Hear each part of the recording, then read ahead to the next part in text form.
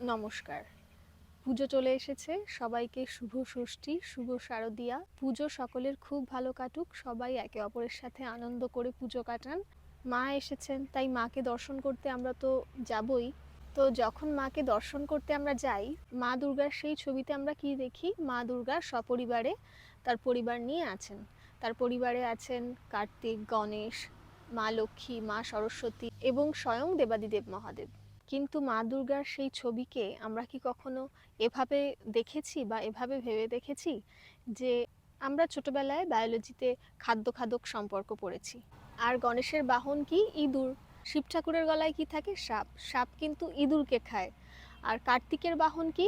ময়ূর। ময়ূর কিন্তু সাপকে খায়। সহজভাবে একটা চেন তৈরি করুন, দেখুন খুব স্পষ্টভাবে একটা খাদ্য খাদক সম্পর্ক এখানে আছে।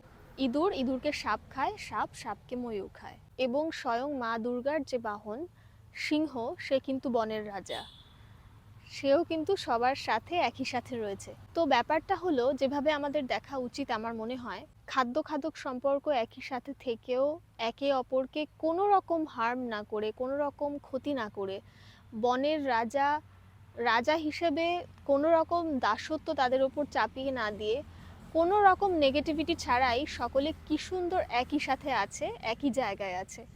অথচ দেখুন, আমরা একই শ্রেণীর মানুষ, একই জায়গায়, একই পরিবারে একে অপরের সাথে ঠিক করে থাকতে পারি না। তো আমার মনে হয় মা দুর্গার সেই প্রতিচ্ছবি কিছু না কিছু ইঙ্গিত আমাদের দিচ্ছে। এবার যখন মা দুর্গাকে প্রণাম করতে যাবেন, মা দুর্গার সেই ছবিটা দেখে এভাবেও একটু ভেবে দেখবেন, হয়তো মা দুর্গা সেই ছবির মাধ্যমে আমাদের কিছু ইঙ্গিত দেয়, আমাদের কিছু বোঝানোর চেষ্টা করে। আরেকবার সকলকে শুভ পুজো। সকলে খুব ভালো করে পুজো কাটান এবং এই কথাটা একবার একটু ভেবে দেখবেন।